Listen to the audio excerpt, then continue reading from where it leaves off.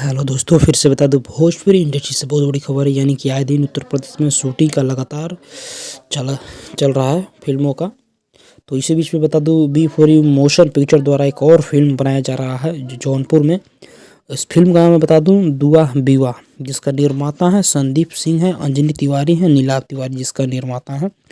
और इस फिल्म का बता दूं कि निर्देशक है संजीव बोहरपी हैं और जिसका DOP है विजय मंडल जी हैं। कथा पटकथा दिए हैं इसका सत्येंद्र सिंह।